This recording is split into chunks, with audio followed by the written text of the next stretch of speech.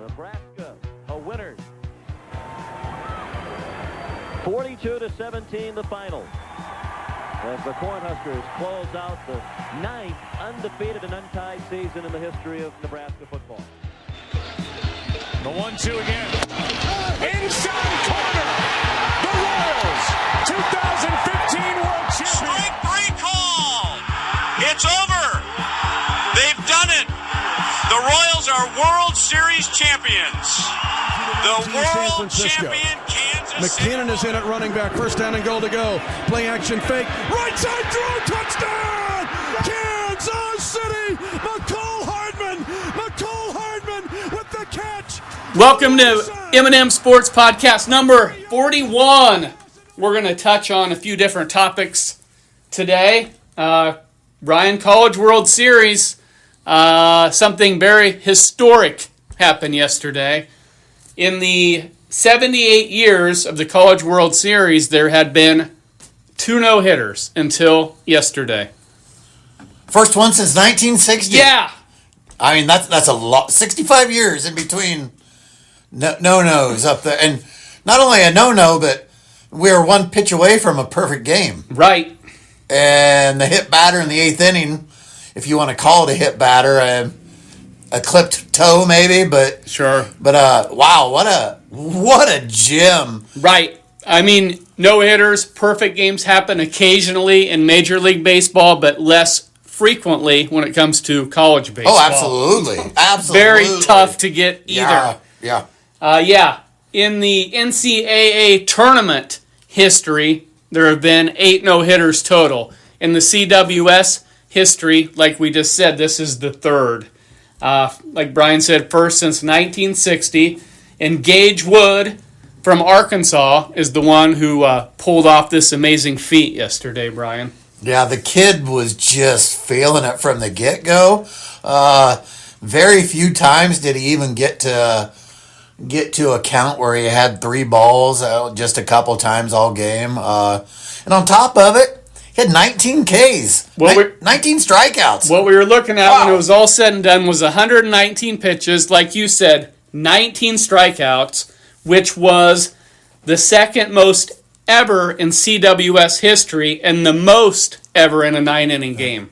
And his last pitch of the game was 97 miles an hour. Right. I mean, this kid didn't lose anything. All of 6 foot, 205 pounds. He was, 10 feet tall and bulletproof yesterday. And throwing in some heat and humid weather. And yes. I mean, he was dealing. Right. So, just out of curiosity, I looked him up. We don't follow, or I do not follow college baseball as closely as I do with the majors. Sure. So I thought, let me look at his stats. And I'm seeing pretty much average, 4.80 ERA, 4.46, and 5.02 in his career, which accumulates to a 4.73. But yesterday, he was a star and then some. He was way above average for sure. Ask Creighton about this kid. He threw a wonderful game against them in the elimination game in the regionals. Mm-hmm. I think he had, I don't remember, 12 or 13 strikeouts that game against the Blue Jays. Okay. So, Ed Service knows all about this kid. Trust me. Yeah, those were, like I said, his 3 years, and this was his time. Yeah, you're damn right it was, and it was fun to watch for sure. You don't have to be rooting for anybody to enjoy something like that. The emotion in the 8th and 9th, the 8th inning when he came off the field, and then again after the final out of the game, the emotion that young man had was, you couldn't help but feel good for him. You could see it in his eyes. Yeah. There was big-time determination there, is what I saw. And I love the shots. I love the shots between innings when he's sitting in the dugout. Right. There's not a teammate within 20 feet of him, and that's the way it should be. You leave him alone. Right. You don't tap him on the shoulder. You don't say a frickin' word to him. Exactly. You just let him be. Exactly. And what did he say in the post-game interview? Shouldn't have hit that guy. He wanted the perfect game. Sure. So great response from a competitive kid there. I was just going to say that, Eric. A competitor can always find something to improve upon, and Kids, if you're listening out there, this is a great example. He threw the third no-hitter in the history of the College World Series and still critiqued himself. Right. So, yeah, great job yesterday. Arkansas, that was an elimination game, win or go home. Right. One thing I do want to say is the team that he no-hit was Murray State, who, amazing that they got as far as they did. Sure. For sure. So great season for a Murray State, but obviously this no-hitter was the story of the day for the CWS yesterday. Yeah, Murray State was that rare regional 4 seed who makes it to the College World Series. Yeah, sure, they were the Cinderella team. They were the team maybe people were rooting for if you didn't have a favorite team there. Sure. But I'm going to guarantee you this, Eric. Not one of those kids went home disappointed. They soaked that atmosphere in, and they're gonna work to get back there. Right. That's going to be this year was a program building year for sure. Absolutely. Yep. What Arkansas did, or Gage Wood, is basically kind of stole the headlines from Coastal Carolina, because they've won 25 games in a row now, and they're 2-0 in this thing. Yes, they were kind of the lead story until Gage Wood did his thing. So multiple stories is obviously best case scenario. Oh, they're on a roll, man. Yeah. 55-11 is what their record is. This team is they're no fluke now. No, a lot of people look at them. And if you don't really follow baseball, you might think that they're the underdog here. They're the Cinderella team, but they've been here. They've won it all. They're not some new kid on the block here. They're poised to make a deep run in this series. Their last loss occurred on April 22nd. Holy cow. Yep, 25 in a row is what they've won. 2-0 in this thing, along with LSU. Right now, those are the two lead dogs, so to speak, Coastal and LSU, both 2-0. Arizona and Murray State have been eliminated, and everybody else is currently 1-1 with one game going right now. I mean, it's... As baseball fans, this is what you want. There haven't been a lot of, blowouts. Right. There's been a lot of good games up there. Yeah. First game, Coastal Carolina beat Arizona 7-4. Oregon State over Louisville 4-3. Then Coastal Carolina beat the Oregon State Beavers 6-2. Louisville over Arizona 8-3. UCLA got up 6-0 over Murray State, but they showed some fight, coming back and losing 6-4. Then LSU defeated Arkansas 4-1.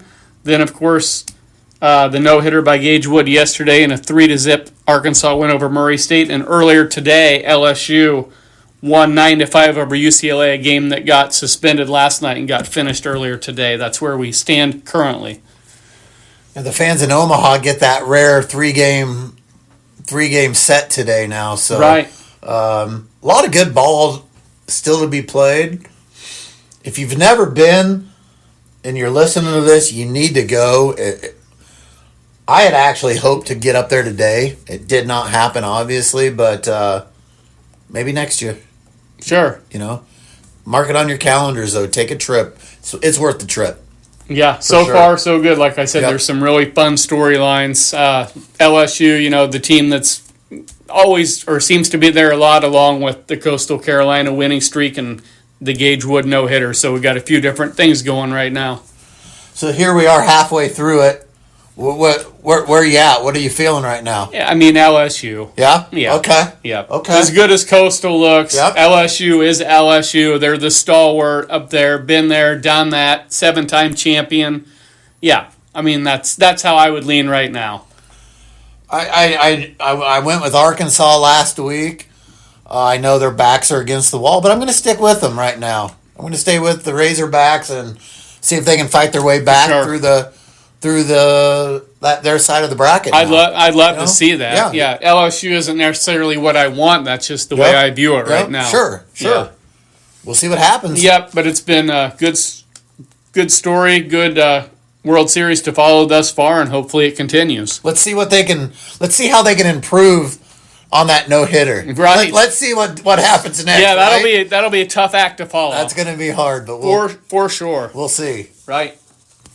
All right, as far as the Royals go, everybody knows they're kind of up against it right now, and they've put themselves in that position. Nobody's feeling sorry for them. No. But where they are, Brian, here are the facts. They are currently 34-38, meaning they've played 72 games, which leaves us with 90 games to go. So anybody that wants to kick dirt on them and bury them, I mean, that's your right to do so, but there's still so much season left to go. But they got to flip this thing back in the right direction pretty quick here, or it is going to be too late. No, you're right, Eric. I'm kind of one of those right now that want to kick a little dirt on them and bury them, but I'm not going to give up yet. We've got to do something. We've got to get out of this funk. The last 3 weeks, a month have just been horrendous. Yeah. And we'll get into it a little more here, but they've got to find a way to jumpstart their season now. Exactly. Because a week from now, it might be too late. And I'm gonna go through the schedule right here, and it doesn't necessarily mean much of anything because the schedule played in their favor with the White Sox in Oakland, and they happen to go 1-5 against them. Yeah. But I'm still gonna lay it out there. Let's do it. Starting tonight, they're at Texas for 3 games. Texas is currently right at 500, 36-36. After that, they go to San Diego for 3. Padres are 39-31. After those 6 games, they come home to play Tampa Bay, who's been hot and is currently 39-32. Then they have the Dodgers coming to town, headed to KC, and they are 43-29. So that encompasses the next 12 games. After that, they head to Seattle for 4 games, and they are currently 36-34. And then they go to Arizona for 3, and they are 36-35. So that is their next 19 games. And if they can at least gain a little bit of ground in that time, I'm guessing management may lean towards possibly trading some parts that they think they can get something for. Well, again, over this 19-game stretch, if they can't make up some ground, they're going to be too far behind to catch up. That's right. So my question, and I'm okay with management doing that. Mm-hmm. If this stretch doesn't go well, yeah, I'm okay with making us better next year. Right. But what are your thoughts? Who are you thinking? Right. The first thing I should say is the trade deadline is on July 31st. Let's lay that out there first. Seth Lugo, currently with a 3.18 ERA. He's starting tonight in Texas. They only control him this season. Okay. He has an option for next. He's one that's already getting talked about. Mm-hmm. He would bring back a nice return, I believe. Absolutely. His name is getting tossed around. Do we want to see him go? No. But if we get somebody back that we can control, then yes, I'm all for it. The Detroit Tigers last year played this same game where they traded a couple of their studs. Where'd they end up? In the playoffs, and they haven't looked back since then. So you can do both. It is a difficult task to pull off, but Detroit did it last year. Sure. Like I said, it's just going to depend on what the Royals do here in the next few weeks. They've got some tough decisions to That's make. right. Yeah. Yeah. We have some guys that are important to the team, important to the fans. But if that is not equating to wins on the field, then I think management's going to look all avenues right now. Sure, they have to play it that way. There's only a handful of people that are untouchable on this roster. That's right. After Seth Lugo, next would be Chris Bubich, because they only control him through next season. His value is very high right now. You would at least have to listen to offers on him. That's all I'm saying. At least listen. See what kind of return you might get. And another pitcher, Michael Lorenzen, he signed a 1-year, $7 million deal this year, so that is definitely a no-brainer. Yeah, that's very club-friendly. But, yeah, just looking at the ERAs, like I said, Lugo's at 3.18. Bubich is right at 1.92, so value very high there. And Lorenzen is 4.91, so obviously, just based on numbers, he might not bring as much. But he knocks that down in a couple starts, obviously, his value goes up. And Bubich's value will never be higher than it is right now. I mean, he's having a historic season at this point. Right. And somehow he's managed to continue it. Sure. But yeah, what the return on him would be at this very moment will never get better. So if there's a couple really high prospects out there that we can control long term to add to Bobby Witt Jr., Vinny Pasquantino, Jack Caglione, if we can add to those young players and build for a team a year or two down the stretch, I'm okay with looking into that. Yeah, anybody or the majority of guys that they bring in trades, I want to control for at least 2 or 3 years, ideally. Yes, yeah, without a doubt. For sure. And the Royals, they like to play it that way. That's right. They've always been that way. Sure. Yep. That'd be the smart strategic play. We rarely look for that one, that 3-month rental. Yes, yeah. We have done it. The year they did it, it sure worked out well. It did work out Those well. were different circumstances. Yes. People know what we're talking about. Yep. That'd be Johnny Cueto and Ben Zobrist. Yep. They went for it. Great They additions. got it. Yep. Worked out perfect. But we're in a different position at that point. Exactly. Yep. Okay, a couple more things here. Cole Reagans went down. This is a scary one. This is a left rotator cuff strain. They say, anytime you get into that shoulder area, hold your breath. Yeah. I did not like to hear that. This is something that they need to make sure that they evaluate and evaluate again.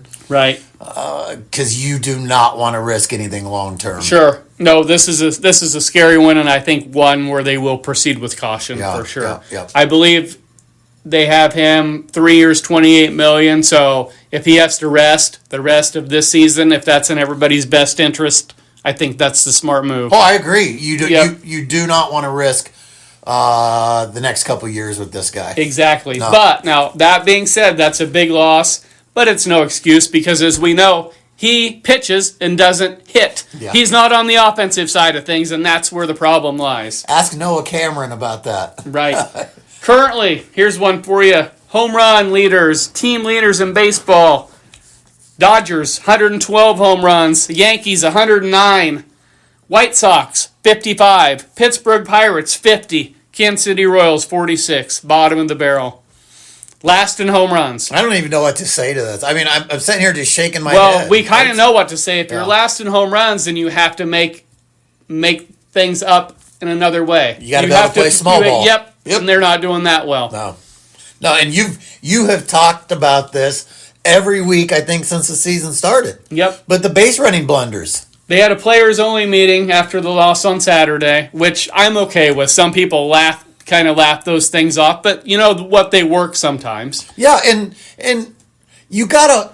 There's a team. There's a guy who leads every team. Mm-hmm. There's a guy who in that dugout is looked at with a little more respect than everybody else, and it's that guy's job essentially to.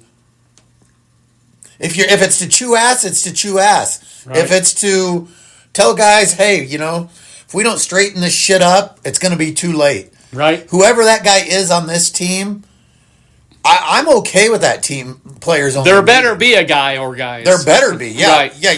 You're better to have a couple of those guys. Anyway, they held a players-only meeting, which I'm fine with that. But then the next day they come out and they have 2 more base-running blunders. That's as nice as I can put it. Yeah. So I don't know if they didn't address that. My point is they need to focus. They need to focus on the little things because the little things are that's absolutely killing them right now. It's one thing not to hit for power. Sure. Yeah. It's another thing to not focus on the little things that you need to focus on when you do not hit for home runs. At this level. When you do not hit homers, yes. At this level, it's inexcusable. I mean, it's a joke. Mm-hmm. It's a joke. We're not in an organization that has ever been known for power, but we have been known as good base runners. Right. And what's changed, I don't know. But we need to figure it out, or we need to make some changes.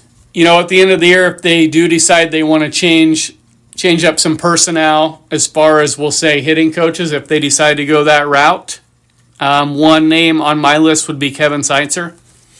That guy knows hitting.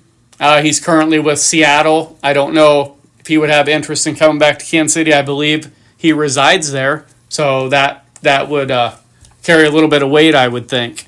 Like I said, if they decide to go that route at the end of the season, I'm not ready for that yet, because batting average wise, I think they're right in the middle of the pack. It's just they are failing when it comes to coming up with big hits with runners in scoring position and making these little silly mistakes by not focusing. And I don't think, in my opinion, that you can put that on Alex Zumwalt, the hitting coach, but that's obviously not my decision to make. Yeah, it's those high-pressure situations where they need to improve for sure. And, you can't blame a base running blunder on a hitting coach. Right, but here's one thing I do know. When things go bad, a lot of times there is a scapegoat. And even though that's not fair, that's the way things work. So we'll just see. We'll see sacrificial how things go. lamb, right? Yep. And it's going to be hard for Kansas City to ever be known as a power team when they play at Kauffman Stadium. Yep. Now, if things happen over the next few years and they do build a new stadium, everything can change. That stadium can be designed in a way that it's a more hitters-friendly ballpark. Sure. But as we know, Kauffman's not.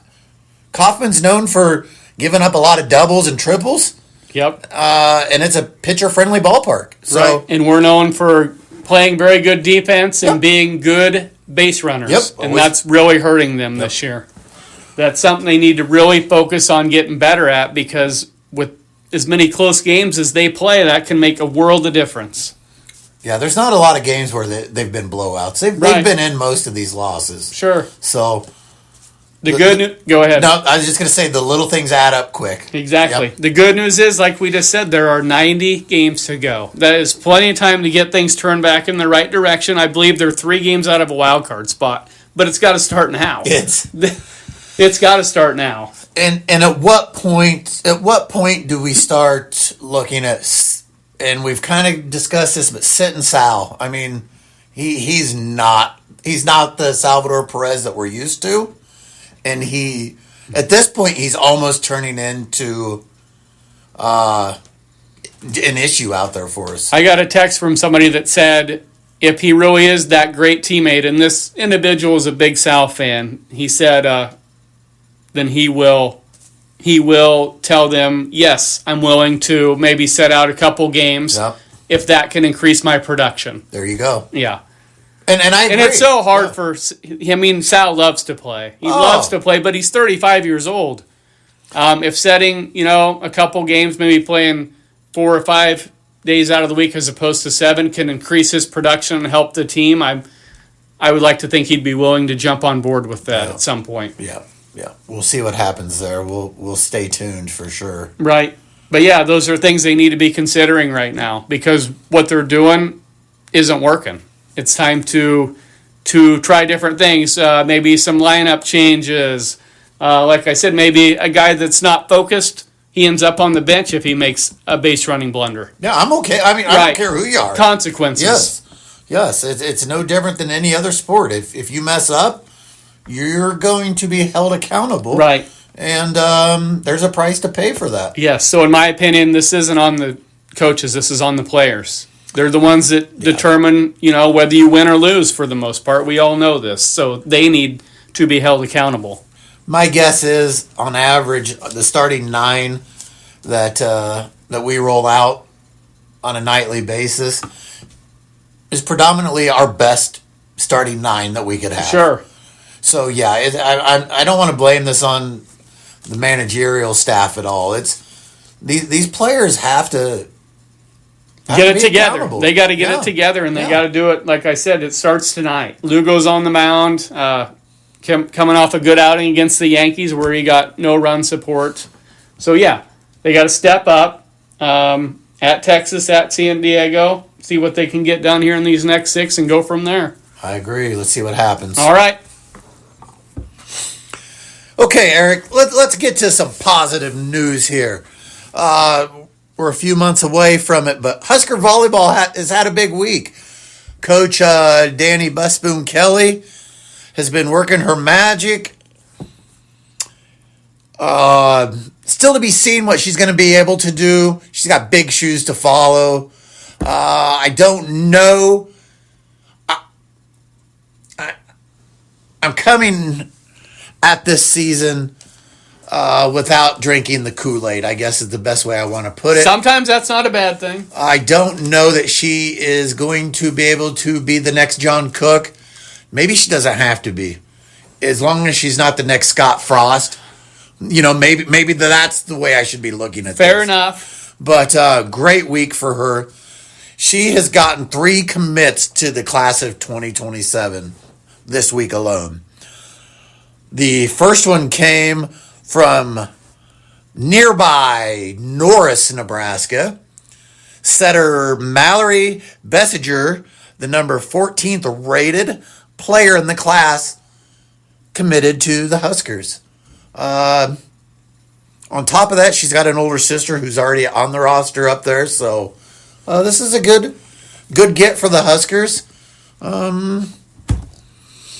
It's always good to see a local kid. Sure. Especially in volleyball, there's limited number of roster spots. We've had some pretty good success stories from local kids. We have. And it's not like football where you could get buried on a 105-man roster, where, you're talking a pretty small roster, so they're not going to waste a spot on anybody that they don't think can play. So right. This was a good way to start the week.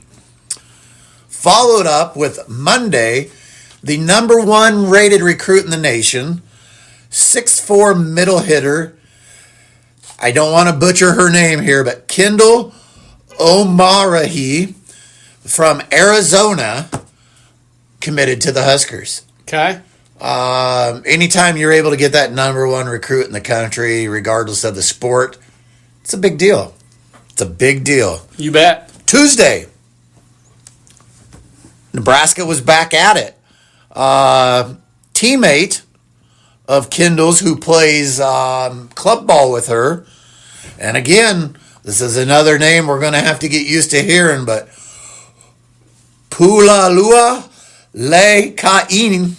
Wow. Yes, sorry if I butchered that, but another one from Arizona, 10th rated player in the country, a defensive specialist committed to Nebraska. So within the last 3 days, we've got the number 1, the number 10, and the number 14 rated player in the country. So whatever coach is doing up there, just keep doing it. Yeah, it must be right. Who am I to question it, right? Right. I mean, I had a conversation with my sister-in-law over the weekend about volleyball expectations, and I just flat out said, I said, I don't know. Time will tell on the hire of the coach.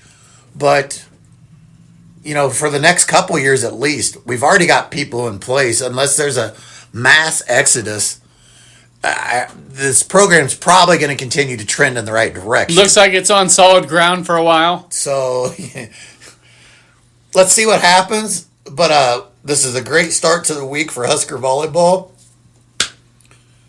My question to you, Eric, will be, are we a volleyball state now?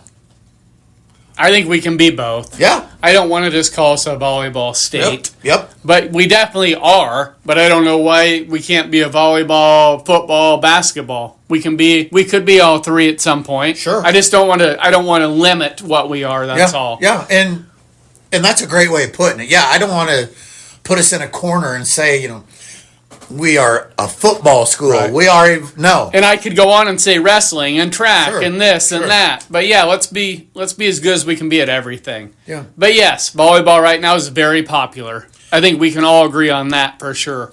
And I would like to get into this here in the next couple weeks, Eric, but maybe we'll talk about the impact of this ruling of all the money being shared now. The money that the schools are allowed to spend on athletes. Let's get into that here in a couple weeks, maybe. What the ramifications are going to be? Who's going to get that money? Sure. Where's it going? Who's going to get it? And what might get cut? Yeah, we can broach that topic. But I'm going to say football and volleyball are safe. So I believe so as well. Yeah. Okay, NBA championship series has been pretty damn competitive so far, Brian. I think a lot more than a lot of people anticipated. Yeah. I mean, you and I included. I thought it could be a quick series. Yeah. I respect Rick Carlisle. I think he's a great coach. I just look at Oak City, and we rattled off all those numbers last podcast. The 68-14 regular season record, 29-1 against the Eastern Conference. So credit to Indiana for hanging right in there and putting up a hell of a fight. Yeah, on paper, this series was a one-way street, and so far, Pacers have put up a fight. Right. Yeah, right now, as we know, Oak City's up 3-2. Indiana stole that first game, so, that was huge. That was huge. Right there, they're telling everybody, we're here. We're here, and we're here to fight. Set the tone for the rest of the series. Right. Then Oak City comes back and, of course, wins Game 2 at home. 123-107 to even it up at 1-1. And then I believe Game 3, Oak City held a 5-point lead going into the fourth quarter, and the Pacers just pounced on them in that fourth quarter and ended up winning that game by 9. And then Oak City returns the favor in Game 4, where the Pacers have that game under control, and the Thunder steal it late in the fourth quarter to even the series up at 2. And last night, as anticipated, Oak City protects their home floor, wins 120-109 in the game they controlled from start to finish to go up 3-2. The big news, Tyrese Halliburton, a calf strain in that game, MRI pending to see what his status is for Game 6. Yeah, that's huge, right? Yes. Kid's a baller. He's been a key cog and then some in this playoff run the Pacers have had. Yeah. You need anytime you're at this point of the season, you don't want to lose anybody, let alone somebody of the caliber of him. Without him in the lineup, in my opinion, the series is done. I think all he's done is hit like 4 buzzer beaters this playoff run that they've had. Yeah, if somebody like that goes down, it's hard to replace. Right. For sure. Just looking at numbers here, this is kind of interesting. The Pacers have 8 guys that have averaged double digits in the playoffs. 8 different players have averaged double digits. I find that amazing as far as depth goes. I'm guessing that's probably never happened. Quite possibly. That's unreal. Right. I meant, yes, in this championship series. Yeah. That's unreal. 8 dudes with 10 or more points. Nope. Leading the way, Pascal Siakam with 20.6. Halliburton right at 15 points a game. And then 6 other dudes with at least 10 points or more. We've seen in years past where you barely have 7 guys that even see the court, right? Let alone 8 that are scoring in double figures. So those 2 I listed, and the additional 6 guys, just depth in general, and Rick Carlisle have carried Indiana in this series and made it a series. Man, how long has Carlisle been coaching? He's been around. Won a cow. title with the Mavericks, like I mentioned last podcast in 2011. I'd have to look at my notes on that one. Oak City, on the other hand, has had 2 guys pretty much dominate. Shai Gilgeous-Alexander, of course, he's averaged 32.4 points in this series, Brian. And then Jalen Williams last night popped off 40 points. He's averaging just over 25 a game. So he was the lead dog last night, which is perfect for them when you got Alexander playing second fiddle, so to speak. What a great scenario to have, huh? I don't know how you could ask for anything. Right. Anything more out of, yeah. Yeah, 40 points for Jalen Williams, who was a first-round pick in 2022, pick number 12 overall out of Santa Clara. So he's really made a name for himself. Made some nice money also. Right. Wow. This series has already gone longer than most of us probably anticipated. Sure. I just don't see it going to 7. I don't. I think Oklahoma City finishes off. You think they impose their will? I think so. Put the hammer down and end it? I think they do. I think that's what Vegas thinks as well. I believe they have them as about a 6-point favorite on the road at Indiana. Yeah, okay.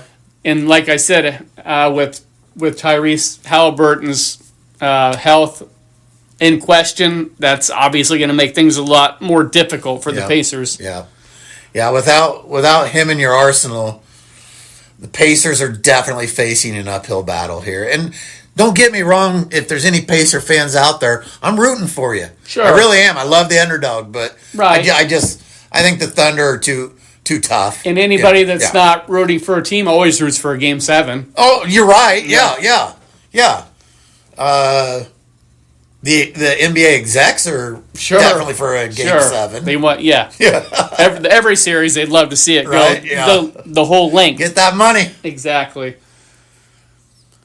I guess we'll see what happens, but again, I think the Thunder just impose their will. That's the way it looks. It's done. But yes, the Pacers have put up a hell of a battle. They've fought tooth and nail the whole way this series, so credit to them for hanging right in there. Absolutely, Eric. I don't really have anything else this week other than I want to get home here and finish watching some College World Series tonight. I've paid a lot of attention to that here the last few days. It's with it being what I call local. I always feel like I have a little more interest in it than I would if it were played anywhere else. Sure. So you bet. We got Royals tonight. You're still going to pay attention to them, aren't you? I am. I still paid. I'm not giving up yet. 90 games. It's a long ways to go. Now, after this 19-game stretch that you talked about earlier, if they find a way to only win 7 or 8 of those games, then I might. Then your interest will lie more with who they might be trading. Yes. Okay. Fair enough. And I never give up on them. Sure. I mean, we lived through the late '80s, the '90s, the two. I mean, we've been Royals fans going way back. No choice but to be tough. Yeah. So we're used to this. Unfortunately, we have a little higher expectations right now. That's a perfect way to put it. But I mean, I never turn my back to them. Sure. I might not devote as much time to him, but I never turn my back to him. Right. So the hope's still there. Yeah. And if it doesn't happen, like we said, get rid of some of these guys. Let's go get somebody for next year. I just want more attention to detail. Yep. Yeah. Focus. Please focus. Yep. That's all I'm looking for. It's not hard. The little things turn into big things. There you go. They can lose or win you a game, just like that. We'll see what happens. Let's hope for the best. How's that? Yep. I think we're on the same page. All right. I want to thank everybody for tuning in. Keep pushing us out there. Keep listening. Keep recommending to friends. Pass us along. Whatever you got to do, give us a like. We can be found on Spotify, YouTube, Apple, and thanks for listening. Yep. Thank you, and everybody have a great night.